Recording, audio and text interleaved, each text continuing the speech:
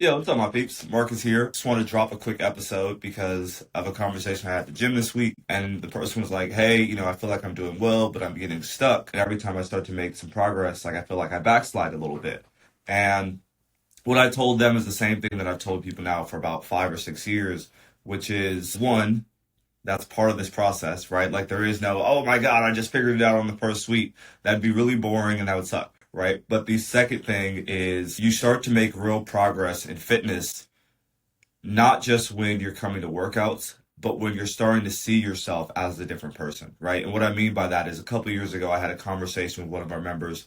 He's still with us now if he's listening to this. And he goes, hey, like, I feel like I'm doing a lot of things right. Like, what do you think is the fastest way to make progress here? And I told him that the fastest way was to start to ask yourself, hey, if I was already that person, right? If I was already the person that worked out, if I went from seeing myself from somebody who's trying to do this fitness thing or who's trying to work out or trying to take care of themselves to seeing myself as somebody who does that, right?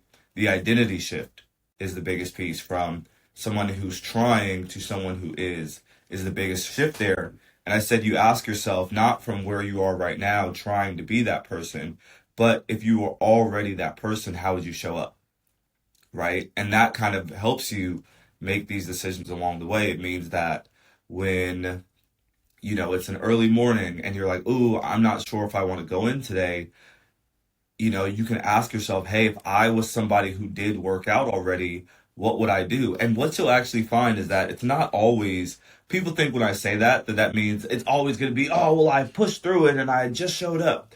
And I think most of the time it is, right? Like we don't have the slogan for no reason. I think most of the time it is that. But what that also allows you is to step out of the fear that you won't be able to keep this up, right? And I think that's another huge part of this, which is for a lot of people, if you're still in this trying time, it can feel very like tight and crunchy. It's like, oh, I'm walking on eggshells with this fitness thing. I have to be perfect. I have to hit every session. I have to blah, blah, blah. And a lot of stress and pressure at the beginning. But I think once we start to transition and start to ask ourselves from a place of, hey, if I was somebody who was already working out consistently and that's how I viewed myself, how would I show up in that situation? You'd be able to ask yourself, hey, not do I feel like I have to go in or I should go in, but do I truly want to go in, right? From this like future identity, do I want to go in? Even for myself, some days I ask that question and I'm like, hey, do I want to go in today? It's been a really, really long day. And some days the answer is no, but I feel so confident that this is part of who I am and this is part of Marcus and that is my identity. I identify as someone who takes care of their body and their health, that I don't get afraid. You can miss a day and go, hey, I'm just going to, make it up the next day. Hey, I may not be able to go to the gym all the way. I got stuck in traffic. Okay, I'm just going to do some stretching at home at night, right? Because it's in alignment with that identity and how you see yourself. Now, the last piece on there is when I'm starting to see myself still in this fearful spot, you got to be soft with yourself, right? Like you're not going to change this identity overnight. You can ask those questions, but you got to be soft with yourself because if not, you risk something that I've seen way too many times over, the years that I've been doing this, which is someone is in the beginning and they start off and they're like a firecracker and they're like, oh my God, I got to do this all. Oh, I'm doing 4 days a week, 5 days a week.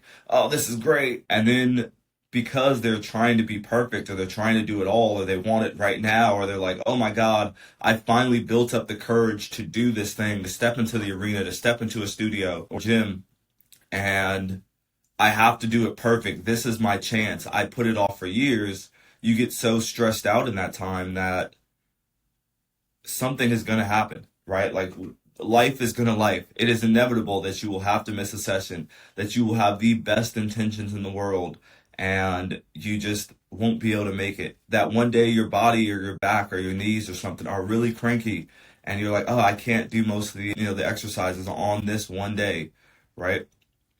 And if you're in this like pressure cooker at the beginning and you're not being soft with yourself, you might not be able to recover from that. And we've seen that a lot of times. Now, thankfully, we've gotten a lot better about talking to people and getting them back in when that happens. But I think that's an important lesson for all of you who are still at the beginning phases or you can still be a year or two in and still be trying to identify as somebody who works out and takes care of themselves.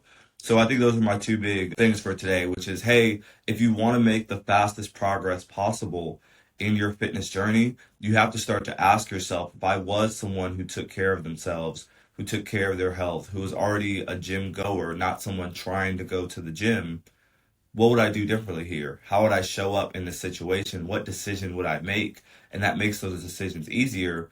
And on the flip side, if you're still in this phase of just getting started up, you can have the excitement, but you also have to have resiliency and kindness to yourself, right? The resiliency to say, hey, this thing happened. It wasn't on my perfect plan.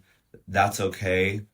I'm okay. And the kindness to go, yeah, but it also is kind of hard, and I need to feel that out so I can move through and continue on, right? Because the big thing in this journey is to just be better at taking care of ourselves, right? That's what I believe with everything in Ion. Yes, you're going to lose the fat, you're going to build the muscle, we're going to add strength and things like that. But the biggest thing is really, how do I step deeper into taking care of myself? And what does that do to the rest of my life when I start to send that signal out of, hey, like, I am someone worthy of being taken care of. I am someone worthy of, even though I have all these responsibilities, kids, work, community, that I'm still going to take this hour out a couple times a week to take care of me because I deserve that. That is the real resounding message that goes around and changes the outlook of life for a lot of things. And you can ask a lot of our members because that's the exact experience that they've had.